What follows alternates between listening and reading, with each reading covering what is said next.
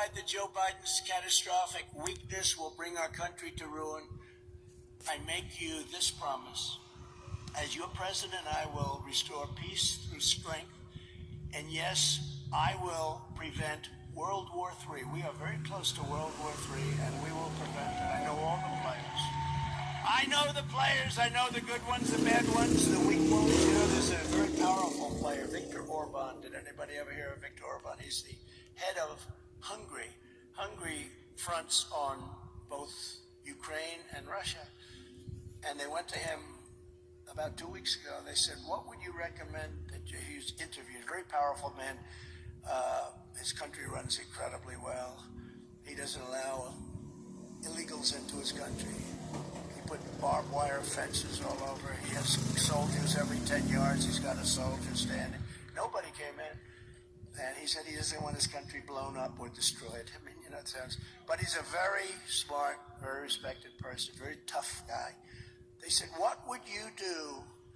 I would like to know, this is during an interview, what would you do to tell President Biden, what can he do to make things better because the whole world is blowing up? He said, I tell him to do two things. Number one is resign, and number two is put Trump in charge again, because under Trump for 4 years we had world peace. And he's the only one that's going to be able to do it. So that was very nice. That was very nice. It's true. We had total peace 4 years. You know, I was with a group yesterday, a great group in Nevada, and we had a fantastic evening, actually. A very religious group also, very religious people, great people. And we were talking about different things. And I said to them, our security was so incredible. I have the Trump band, you know, the Trump. Titignan nyo, ito yung tinatawag nilang 9-dash line ng China, na itong buong dagat ng West Philippine Sea ang gusto nilang masakop, kasi gusto nilang makuha yung resources o yaman dagat ng buong South China Sea.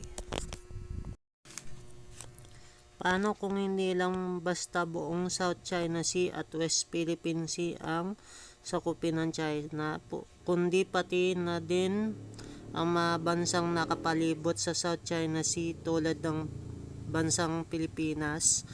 Ang China gusto ding girahin ng Taiwan, pero may tutulong na UN o United Nations sa Taiwan, kaya hindi nila ito masugod para girahin. Pwedeng kumampi ang Russia sa China at mga iba pang Arab country para girahin ng US. At nang sa ganun magawa na nila ang gusto nila na sakupin ng iba't ibang bansa.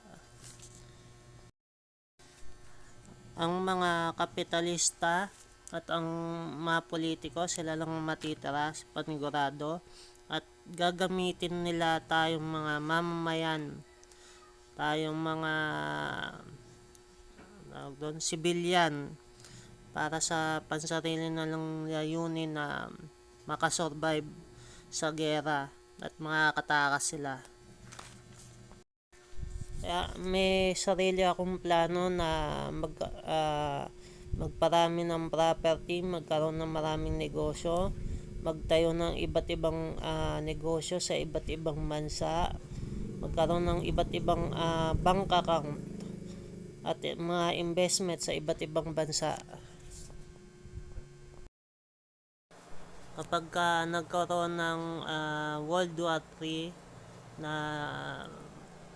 yung gera hindi naman talaga may iwasan, is plano ko manirahan sa ibang bansa, sa isang bansa na hindi pwedeng gerahin o hindi nila pasukin o gerahin yung bansa na yon. Basta sa ibang bansa na hindi pwedeng pasukin o gerahin.